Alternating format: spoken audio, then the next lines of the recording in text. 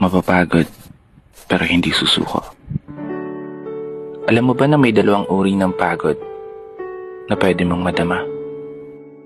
Una, yung pagod na itutulog mo lang at pagising mo, okay ka na.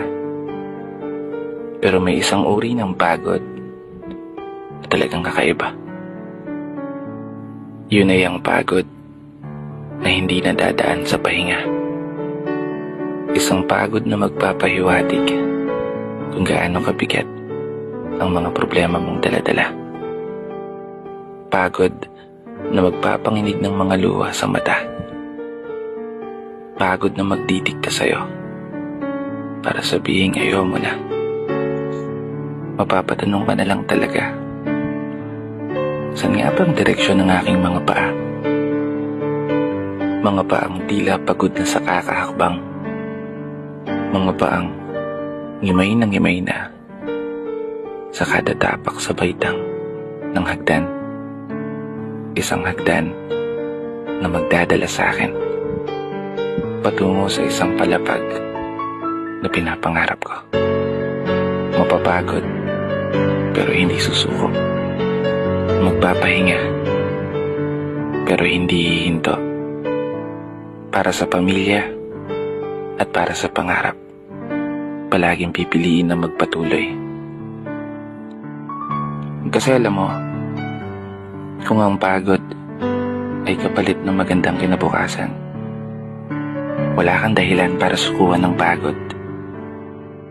Wala kang dahilan para hindi ka bumangon.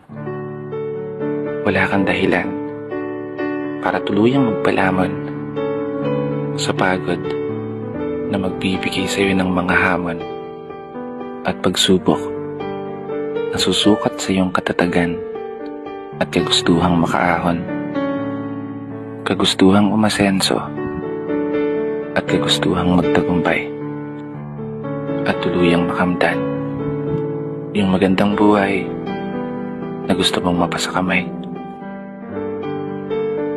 Kaya naman, tatagan mo ang mga paa mo at tibayan ng loob sa iyong paglalakbay at umasa kang kalakip ng bawat pagod ay may masaganang buhay na naghihintay.